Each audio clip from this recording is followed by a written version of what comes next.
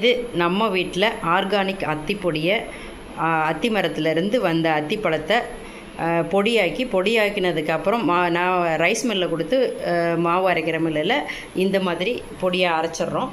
இந்த பொடியை அப்படியே சாப்பிடும்போது டேஸ்ட் இருக்காது. டேஸ்ட்டு கூட்டுறதுக்காக தான் நாம் நாட்டு சர்க்கரை சேர்க்குறோம். நாட்டு சர்க்கரையும் கொஞ்சம் வாசனைக்காக ஏலக்காய் சேர்த்துருக்கோம். இந்த ஏலக்காய் டைரெக்டாக மாவு, அதாவது அத்திப்பழத்தோட அத்தி வத்தலோடு அரைக்க முடியாதுன்றதுக்காக பொட்டுக்கடலையோடு சேர்த்து ஏலக்காவை அரைச்சிருக்கோம். அந்த ஏலக்காய் பொடி கூட நாட்டு சர்க்கரை நம்ம ஆர்கானிக் ஸ்டோரில் ஆர்கானிக் நாட்டு சர்க்கரை தான் நம்ம வாங்கியிருக்கோம்.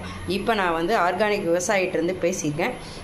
ஆர்கானிக் விவசாயிகிட்டேருந்து வாங்கணுங்கிறது தான் என்னோடய மோட்டிவ். அதனால் இப்போ வாங்கினது விவசாயிகிட்ட வாங்கியிருக்கோம். இனி இந்த கடையில் விவசாயிகிட்ட வாங்கணும்.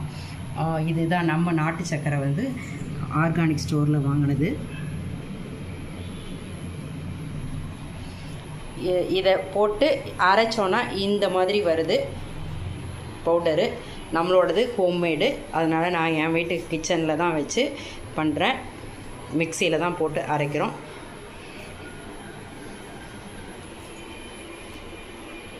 அத்திப்பொடி, நாட்டு சர்க்கரை, அதான் பொட்டுக்கடலை மாவில் கலந்த ஏலக்காய், இதுதான் நம்மளோட ப்ரிப்பரேஷன்.